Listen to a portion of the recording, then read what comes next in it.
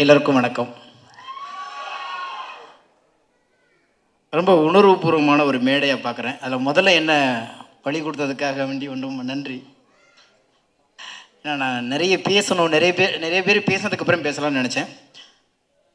இந்த படம் வந்து எனக்கு ஒரு புதிய அனுபவத்தை கொடுத்துருக்குறது. ஏறத்தாழ நான் வந்து உங்களுக்கு தெரியும், ஏறத்தாழ ஒரு 3000 பாடல்களுக்கு மேலே ஏறிட்டேன். ஆனால் இந்த படத்தில் ஒரு 3 பாட்டு எழுதியிருக்கேன். இந்த 3 பாட்டு எழுதுகிற வரைக்கும் நான் டைரக்டர் நேரில் பார்க்கவே இல்லை. செவிவெளி செய்திகள் மூலமாகவே நாங்கள் தகவல்களை பரிமாறிக்கொண்டு எழுதப்பட்டது. இதுக்கான பாலம் போட்டு கொடுத்தது இசையமைப்பாளர் யுவன் சார். அப்போ வந்து என்ன தேவைங்கிறதுல இயக்குனர் ரொம்ப தெளிவாக இருந்தார்.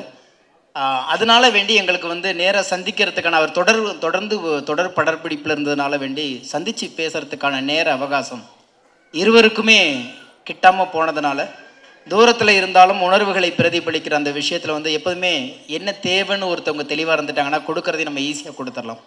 அந்த வகையில் வந்து இந்த படத்தில் வந்து சந்திக்காமலே இந்த மேடையில் தான் நான் இயக்குனரே சந்திக்கிறேன். என் மேலே நம்பிக்கை வைத்ததுக்கு முதல்ல இயக்குனருக்கு தான் நான் நன்றி சொல்ல வேண்டியிருக்கிறது. காரணம், ஒரு சந்திப்பு கூட இல்லை, இப்போ தான் முதல் முறை சந்திக்கிறோம்.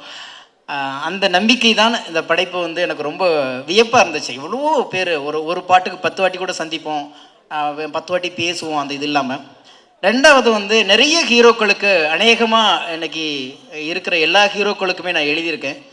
ஒரு சில பேர்த்துக்கு எழுதும்போது மட்டும்தான் மனசு வந்து காலரை தூக்கி விட்டு சொல்லும். ஏன்னா எனக்கான ஒரு படைப்பை நான் படைக்கும்போது எனக்கு எப்படி ஒரு உணர்வு வருமோ, ஒரு வார்த்தை இருக்கிறது, தாயை பற்றி எழுத வேண்டுமானால் மார்பு சுரக்க வேண்டும் என்று ஒரு வார்த்தை இருக்கிறது. அந்த மாதிரி எனக்காக எழுதும்போது மட்டும் என் பேனாக்கள் முண்டாசு கட்டி கொண்டு எழுதும் இல்லையா, அந்த மாதிரி என்ன ஒருத்தன் அப்படின்னு பார்க்குற ஒரு சில ஹீரோக்களில் மிக முக்கியமான ஹீரோவா நண்பர் சூரிய நான் பார்க்குறேன். இது வந்து முழுக்க ஒரு மண் கலந்த, ஒரு வாழ்வியல் கலந்த ஒரு மனிதனை இன்றைக்கு வந்து ஒரு மிகச்சிறந்த ஒரு ஆளுமையாக இங்கே கொண்டாந்து உட்கார வச்சுருக்காங்க.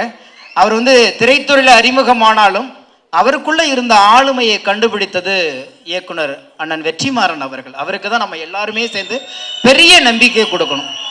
நான் ஹீரோக்கள் அழகாக தான் இருக்கணும், ஜிம் பாடியாக தான் இருக்கணும், ரொம்ப உயரமாக இருக்கணும், நுனி நாக்கில் ஆங்கிலம் பேசணும், யாரை பார்த்தாலும் கொஞ்சம் தள்ளி நிற்கணும் அப்படிங்கிற எல்லா வரைமுறைகளையும் உடைத்தெறிந்து விட்டு கூட்டத்தில், எங்கள் ஊர் திருவிழா கூட்டத்தில், எங்கள் ஊர் ஜனத்திரல்களில் ஒருத்தன் நடக்கிறான்ல, அவனுக்குள்ள ஒரு ஹீரோ இருக்குல்ல, நான் காமிக்கிறேன்டான்னு சொன்ன அந்த நம்பிக்கை தான் அண்ணன் வெற்றிமாறனுடைய மிகப்பெரிய ஆளுமை. அதை அண்ணன் சூரிய அவர்கள் அதை காப்பாற்றிருக்கிறாரு. அதனுடைய அடுத்த பிரதிபலிப்பாக இந்த பார்க்குறோம். எவ்வளோ பெரிய சேஞ்சஸ் அவர் ஒவ்வொரு படத்துக்கும் அவர் காமிக்கிறது. கடைசி வரைக்குமே ஒரு நோஞ்சா மாதிரி இருந்துக்கிட்டு அந்த ஒரு காலகட்டத்தில் அதை வெடிக்கிற அந்த ஒரு களம் பார்க்கும்போது, இல்லை ஆமாம் இல்லை இவன் தானே ஹீரோ அப்படின்னு தோணுது. உண்மையிலேயே ஒரு சாமானியனுக்குள்ளே இருக்கிற அந்த ஆளுமையை இங்கே வெளிப்படுத்துகிற படைப்பாளிகள் ரொம்ப குறைவு. அந்த வகையில் இந்த படத்தில் அண்ணன் சூரிய அவர்களுக்கான இந்த களத்தை அமைத்து கொடுத்த தயாரிப்பாளர், இயக்குனர் இருவருக்கும் மீண்டும் ஒரு முறை அண்ணன் சூரி சார்பாக நான் நன்றி சொல்ல கடமைப்பட்டிருக்கிறேன். இன்னைக்கு உலக சினிமான்னு பேசப்படுகிற எந்த சினிமாவும் பிரம்மாண்டத்தை பற்றி பேசுவது இல்லை, பெரிய பெரிய நடிகர்களை பற்றி பேசுவது இல்லை, உணர்வுகளை பற்றி பேசுகிறது, உண்மையை பேசுகிறது, வாழ்வியலை பேசுகிறது. எனவே உலக சினிமா என்பது நமக்கு தூரமாக இருக்குங்கிறதெல்லாம் இல்லை, ரொம்ப அருகாமையில் இருக்குது.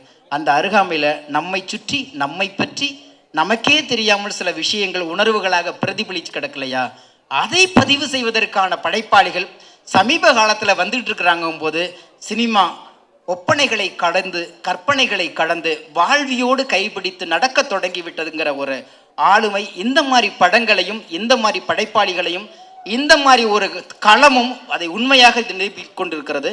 பொதுவாக வென்றவனை நோக்கியே ஓடிக்கொண்டிருக்கிறோம், ஆனால் வெல்ல துடிப்பவர்களை யாரும் கண்டு கொள்வதில்லை. அதனால்தான் பொதுவாக வெற்றி பெற்றவர்களிடம் போனால் நாம் கைகட்டி நிற்க வேண்டும், வெல்ல வேண்டும் என்று சொன்னால் நாம் கைத்தட்டி கொடுக்க வேண்டும்.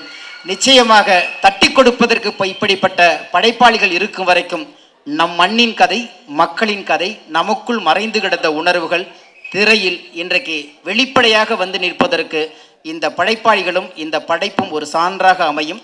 அதில் ஒரு ஓரத்தில் நானும் இருக்குங்கிறதுல நன்றி கூறி விடைபெறுகிறேன். நன்றி, வணக்கம்.